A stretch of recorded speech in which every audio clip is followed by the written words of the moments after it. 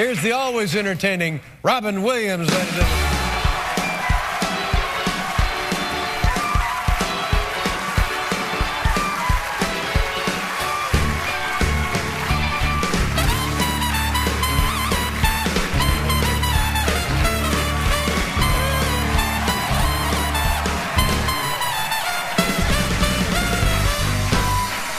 How you doing, buddy? Good, boss. Let me ask you this. It says you're making your Broadway debut, but was Waiting for Godot, strictly speaking, not a Broadway play? It was under Broadway. This is Subway. Yeah, we were going to make a musical of it called Waitin'. And initially, this was supposed to be called Tiger Man. Sure. And then we had problems with the flying rigs. It was like, oh, my God. Oh.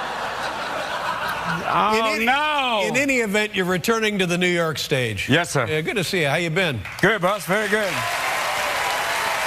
How about the Academy Awards? Pretty wild. It's a wild night. I mean, I think Kirk Douglas is still speaking. Yeah. That was wonderful. He tried to hit on the lady when she wanted to, don't go away. How old a guy is Kirk Douglas now? Don't know.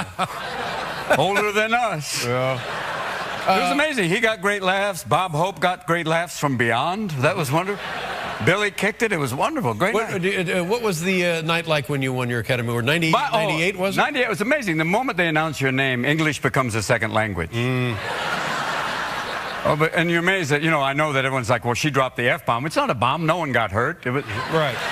It's like, but it was that thing because you do want to, right, the moment you hear your name, go, yeah! Yeah.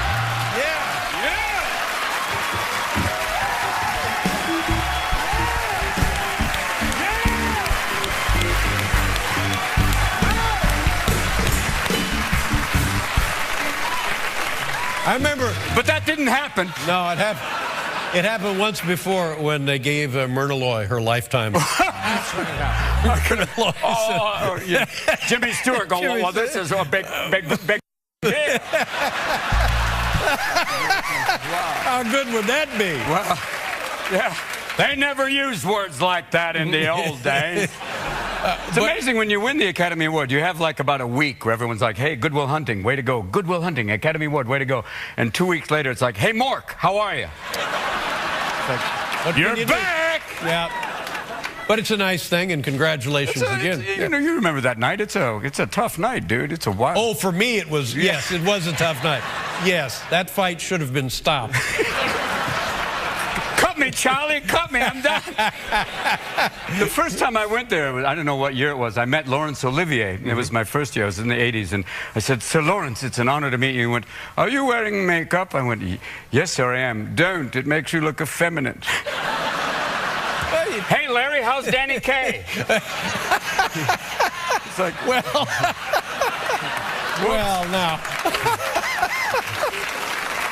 How's Danny Kaye? Whoops. The phallus with the malice and the anus and his heinous, and you know. But that night is crazy, and your career is confirmed. And I've said this before, if it was me, if I were an actor and I won an Academy Award, I'd just quit trying. Don't give up, Dave. No, but I mean, for the rest of my career, people would just kiss my ass. That has not happened.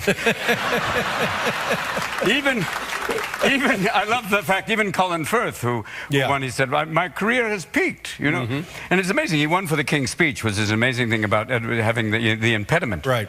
Well, I mean, if Hitler had an impediment, things would have been a lot different.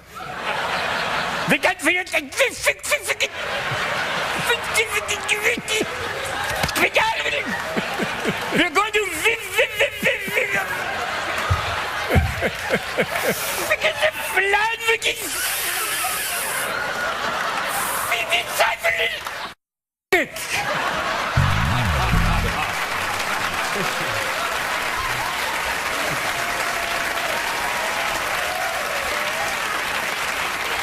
You know what? I admire you for many reasons. Not the least of which is I can remember, I don't know what happened. You said something that pissed off South America. No. Yes, originally, yes. Originally South America. And then I was reading an account of it, and somebody from your office said, well, Robin never apologizes. And I thought, are you kidding me? Oh. If I had said something to piss off South America, I'd have to move to South America and start doing yard work. And then I read this, another little dust-up in Australia. And I Well, thought, that was because one night here I made a comment about Australia. it happened here? Yes, it did. Wow. Yes, and I had to basically, and it made But did you apologize? Oh, big time. Oh, did you really? And Thank God. I thought I was the only one who's... Thank God. And the other one was Brazil, and I think I apologized to Brazil too. It's hard when you offend an entire country. Well, that's what I was thinking. You know, and the Prime Minister of Australia said, and I said basically Australians are English rednecks. I should have said good old boys. It's much better that way. Yeah. I meant it linguistically, like if you take an English accent, hello, and then you add this, hi, what are you going to do right now? You get this, good day, nice to say. But it's weird, the Prime Minister of Australia said perhaps Mr. Williams should spend some time in Alabama before he calls someone a redneck. Ouch. Cut to the governor of Alabama going, perhaps the Prime Minister of Australia should come down to Alabama and realize we're decent, hard-working people. Yeah. And now you have a war between Australia and Alabama, and no one can understand. It's like, damn. You're gonna have a Navajo code talker go in the Kotori. Yeah. Say hello to Danny Kaye. Yeah. Now listen. I was just worried that if I got down to Australia, if I hadn't apologized, there'd be a guy waiting at the airport. Hello, Robin. Good day. Time to go down under. I was surprised because for the Prime Minister to get his nose out of joint about that, to me it just seemed like, come on. Australians are tougher, big time, thick-skinned people. Why would that upset them? I think it offended them more that I called them English. It was like, don't ever say that, Robin, don't ever go there. So you went down there and performed, and how did that go? It was great. Performing down there was wonderful. So the people didn't care. It was just the Prime Minister. Just one guy very upset, and he's no longer Prime Minister, so I won. Yeah. Good for you. Yeah. We were talking about this, and I shouldn't be joking about it because, okay. You know what? What was it, Dave? We're going to talk. We'll talk about it when we come back. Okay. Is it about Charlie Sheen? I'm not telling. Okay. We'll be right back with Robin Williams.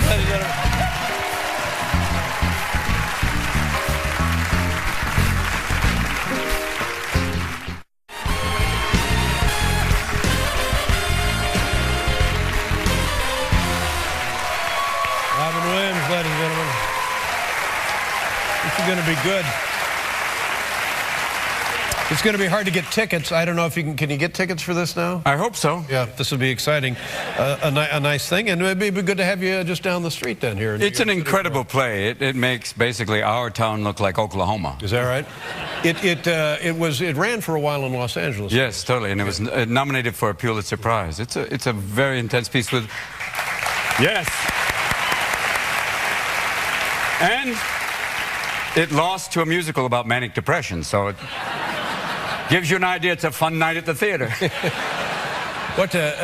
Now we were joking about this and stuff, and I don't know. Do you know Charlie? Not at all. When he did rehab at home. Right. That's a bit like a self-administered colonoscopy.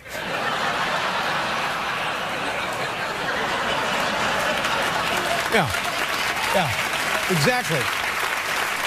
You think, as an alcoholic, me talking about Charlie's like a leper giving a facial, but I know it's a...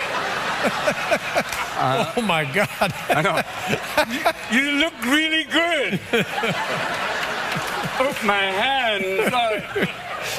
What do you mean? Alcoholics and addicts, when we're in full-blown dementia, we're like assholes. We can't wait to on everybody. Yeah.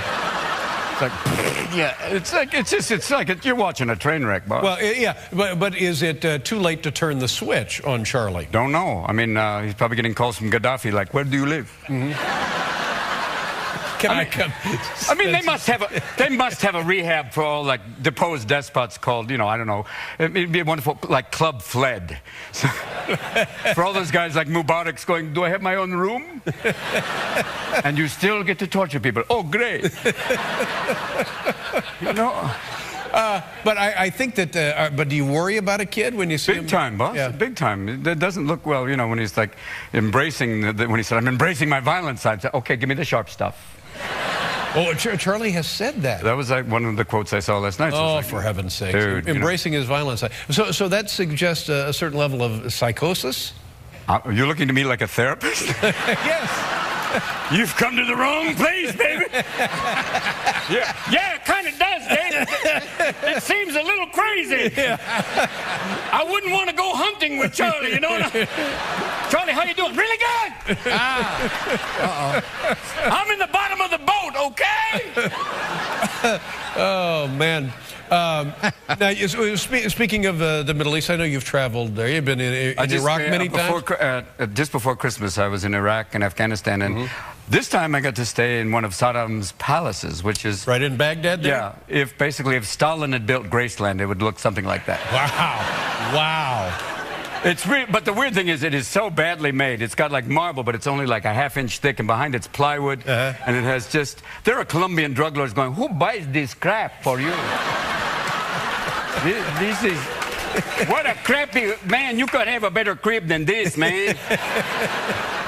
I don't care if you've been offing a lot of people, but come do some on-site inspection. Yeah, it's got to be at least make it... He had a chandelier that if it was glass would be incredible, and it looked up, it was plastic. Really?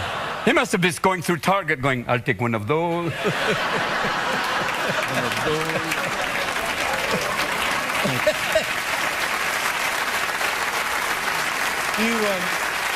Now, when you go, you're there for a long time. How long were you there this time? No, really not that long. This was the shortest time. It was about 10 days. But listen, man, 10 days there, for people who are there 24/7, 365 days, it's a small commitment to meet amazing people. Yeah, it's quite a commitment. When you're... For me, this time I got to go to a forward operating base, which is like, it's like Fort Apache Kabul. They're right way out there. It's like 40 guys in a small base, way out in the stuff, and you basically...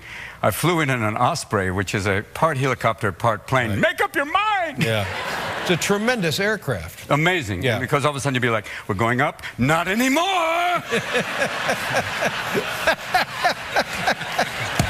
Not anymore. Yeah. It is pretty wild.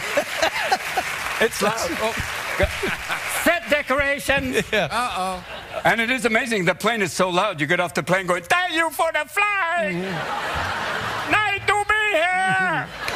Now, when you get there at this outpost, what are these? I saw a documentary about Restrepo. Oh my God! Did that kill you? Did that Big break time. your heart? Now you have kids who might one day, I don't know, volunteer for the military. What would that do to you?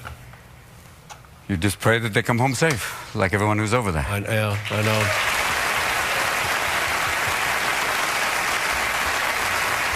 It's like, but they're there, they're out there, and they're incredible, man. I mean, when I landed at this one base, there was 40 guys, and literally, it was a bit like I walked into this, and I came in through the gate, and they're going like, all of a sudden, it was literally like, almost like the Academy Award, like, guys got a machine gun going, dude, it's Mork.